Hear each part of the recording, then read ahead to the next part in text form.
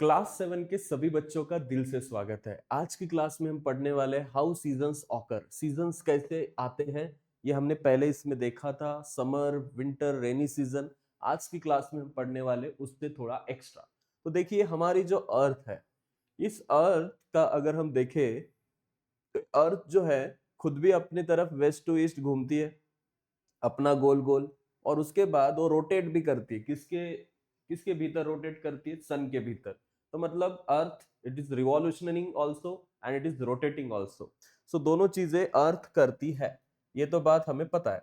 अब rotation of earth, distance between the earth and the sun, revolution of earth और axis of अर्थ, ये चीजें क्या होती है?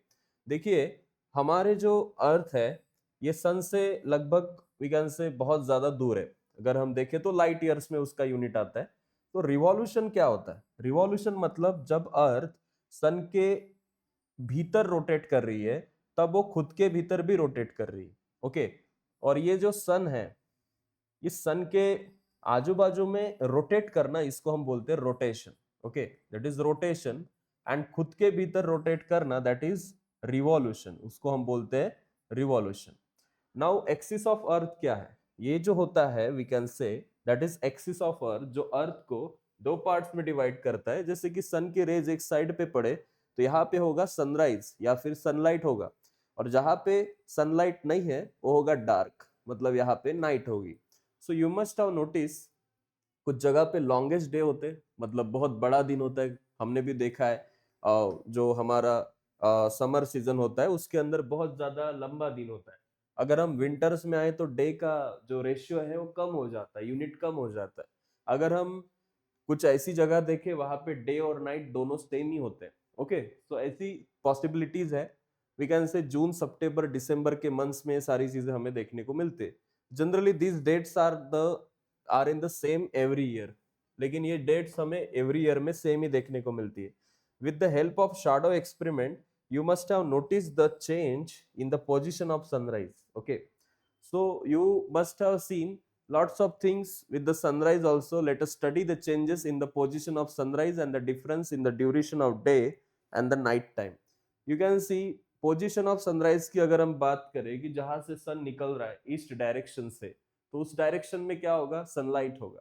अब यहाँ पे जब वो we can say in the sunsets in the west and that time वहां पे जो होगा नाइट टाइम होगा। ऐसी सारी चीजें हमने इससे पहले पढ़ी है।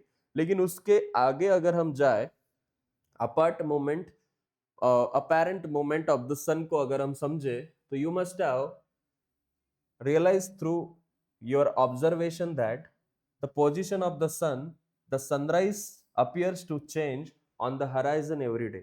Okay, सनराइज जो है अपना पोजीशन हर दिन चेंज करता है, ऐसा आपको लगता होगा जब आप सनराइज की डायरेक्शन को देखें। आपको हर दिन लगेगा कि सन तो अब इस डायरेक्शन से, इस जगह से निकला है, लेकिन ऐसा कुछ नहीं है। We can see its position appears to move towards the north or south, of course, in the year, but however, in the reality, sun does not move anywhere. Sun कभी भी किसी जगह को move नहीं करता। और that is why we can see this movement of the sun towards the north or the south of the year, it is called as apparent movement of the sun. और ये जो नॉर्थ और south को movement करने की जो चीज सन की चलती रहती है, उस चीज को हम बोलते हैं apparent movement of the sun. The position of the rising sun keeps on moving toward the south in the period from 21st June to 22nd December. Sun की जो we can say moving है, से 22 जून से 22 दिसंबर के बीच में south के direction में moving चलती रहती है, और उस पीरियड को हम बोलते हैं दक्षिणायन, जो दक्षिण की दिशा में मूव कर रहा है। 22 दिसंबर से 21 जून मतलब नीचे से ऊपर की डायरेक्शन में। तो टुवर्ड्स द नॉर्थ जब ये मूव कर रहा है उसको हम बोलते हैं उस पीरियड को उत्तरायण। And the revolution of the earth around the sun and the tilted axis of the earth are the two factors responsible for the apparent movement of the sun. Seasons occur only with reference to the northern and the southern hemisphere. You can see this year you will study the apparent motion of the sun, that how sun changes its direction from one place to another, and it is very good concept in the geography related to the changes in the direction of sun. Like you can see this is the south pole direction, the summer solstice you can see 21st June को सबसे ज्यादा धूप पड़ती है on the tropic of cancer region, we also observe it. Spring equinox की बात करें वो 21 मार्च को होता है। एंड सोलर विंटर सॉलिस्टिस की बात करें 22 दिसंबर को होता है नॉर्थ पोल पे। और ऑटोमनल इक्विनॉक्स की बात करें तो 23 सितंबर को होता है। तो ये साइकिल जो है सन के भीतर अर्थ जो है ऐसे घूमती जा रही है in the this direction, okay, in this direction is moving. So यहाँ पे अगर हम बात करें, इस डायग्राम बहुत इंपॉर्टेंट है। Like perihelion and aphelion motion of the earth को हम समझते हैं। The path of the revolution of earth around the sun is elliptical. बहुत से लोग बोलते हैं कि सर्कुलर डायरेक्शन में अर्थ मूव करती है, बट वो गलत है। इट इज इलिप्टिकल डायरेक्शन, एक कुछ अंडे का जैसा साइज होता है उस डायरेक्शन में जो है अर्थ मूव करती रहती है सन के भीतर। That is the direction is elliptical. The sun is at one of the two centers of the ellipse. सन कहाँ पे होता है? टू सेंटर्स ऑफ एलिप्स पे होता है। Sun does not change its position, sun कभी भी अपनी पोजिशन चेंज नहीं करता। अर्थ जो है हमेशा मूव करती रहती है इन द एलिप्स में। And it distance from the sun does not remain the same. अगर सन के और अर्थ के बीच का डिस्टेंस सेम नहीं रहता, and it is its minimum distance first week of the January. Sun और अर्थ के बीच का जो डिस्टेंस होता है सबसे कम होता है first week of the January. उस सिचुएशन को बोलते हैं पेरिहेलिएशन पोजीशन ऑफ अर्थ। उस सिचुएशन को हम बोलते हैं perihelion position of earth. In this position the southern end of the axis is toward the sun. इस पोजीशन में जो साउदर्न एंड है एक्सिस का वो कहाँ होता है? टुवर्ड्स द सन होता है। As against this in the first week of the July the earth is at the farthest point from the sun. जुलाई में आए तो सन और अर्थ बहुत दूर होते हैं एक दूसरे से, वो फारदरेस्ट होते हैं। एंड उस सिचुएशन बोलते हैं अफेलेशन। पेरिलेशन मतलब पास में, पी फॉर पेरिलेशन, पी फॉर पास में, एक दूसरे के पास में। अपिलेशन मतलब अपोजिट, बहुत ज्यादा दूर। तो ऐसे आप याद रख सकते हो। With the help of some figures you can see perihelion position. देखिए सन और अर्थ के बीच का डिस्टेंस है 147 million kilometre, and that is perihelion. अब अपिलेशन को देखिए, सन और अर्थ के बीच का डिस्टेंस है 152 million kilometre, and that is aphelion. मतलब ज्यादा 19-20 का ही फर्क है, बट उसको टर्म्स दी है। ज्यादा दूर है तो उसको अपिलेशन बोलेंगे, पास है तो पेरिलेशन बोलेंगे।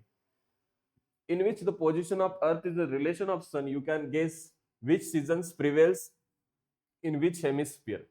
Seasons occur due to the revolution of earth. Season क्यों होते हैं? क्योंकि अर्थ रिवॉल्यूशन करती रहती अपने भीतर, and as well as due to the tilt of the axis of rotation also. Due to gravitational force of the sun and earth, the speed of earth gets reduced. Gravity की वजह से सन और अर्थ के बीच में जो स्पीड है अर्थ का वो रिड्यूस हो जाता है during aphelion position and increase during perihelion position. पास आता है तो स्पीड बढ़ता है, दूर होता है तो स्पीड कम होता है। और इस डिफरेंस का जो है एक बहुत अच्छा एग्जाम्पल माना जाता है। So as Earth revolves around the sun, जब अर्थ सन के भीतर रिवॉल्व कर रहे, the equator receives perpendicular rays on the 2 days. Equator पे सन की सीधी जो है रोशनी आती है। वो टाइम कौन सा है? एक है 21 मार्च का एंड एक है 23 सितंबर का। On this days both the poles are at the same distance from the earth, and इसी चीज को बोलते हैं इक्विनॉक्स। इसी चीज को हम क्या बोलते हैं? Equinox. And the illuminated and the dark position or the portion of the parallel include the equator are shown in the figure 8.3. You can see in the figure, circle of illumination divides all the parallel from the north pole to south pole equally, and everywhere on earth night time and daytime are of the equal duration. This condition is called as equinox. तो जब हम देखें इस अर्थ के ऊपर जब सीधी lines equator पे आ रही है सनलाइट की, उस टाइम पे इल्यूमिनेट होता है वो पार्ट ज्यादा, और वहां पे ज्यादा जो है अच्छे से उस टाइम पे दिन चमकता है, लाइक हीट ज्यादा होती है। Everywhere on earth night time and day time are equal. उस दिन क्या होता है? अर्थ के ऊपर डे टाइम और नाइट टाइम दोनों इक्वल होते हैं, ठीक है।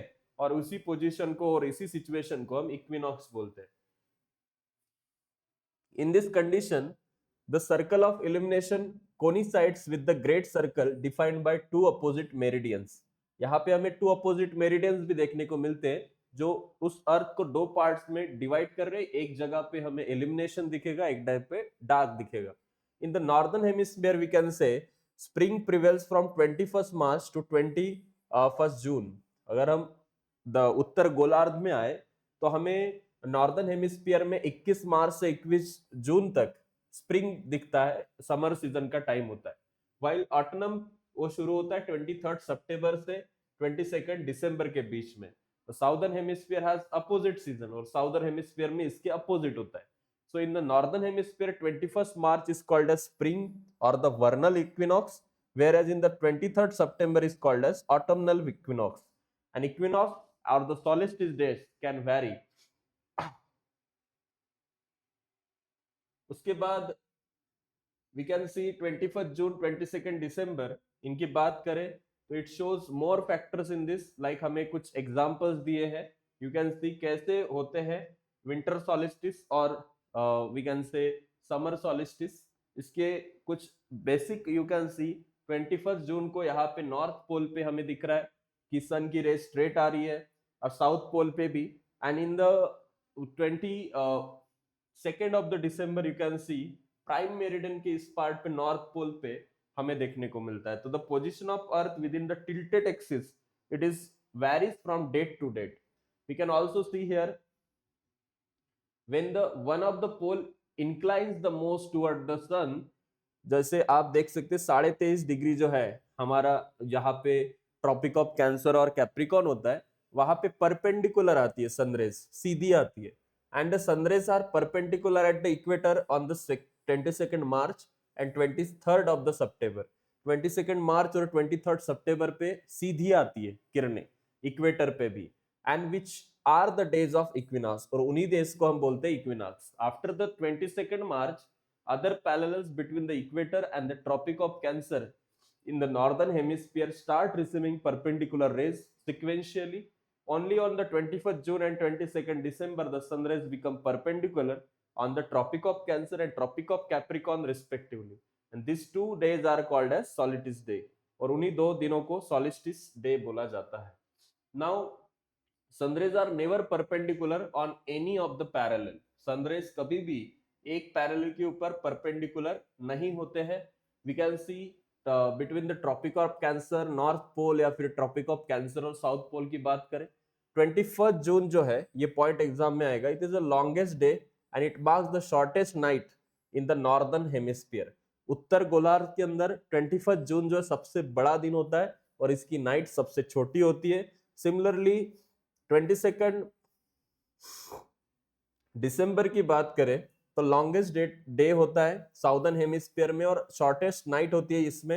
And 22nd December is the shortest day in the northern hemisphere also. इसकी उल्टा जो होगा 22nd दिसंबर वहां पे छोटा दिन होगा। In the region from the arctic to the north pole the sun remains visible for 24 hours or longer. At the north pole the sun is visible in the sky from 22nd March to 23rd September for 6 months। Similar situation prevails the region between the Antarctic Circle and the Southern Pole in the period of 23rd September to 21st March। मतलब ये चीजें ऐसी है कि सन की position कहाँ होती है एग्जैक्टली सन अपनी चेंज कैसे करता है पोजीशन, किस दिन क्या होगा, नाइट कब होगी, दिन कब होगा, सीजन्स कैसे इससे अफेक्ट होते हैं।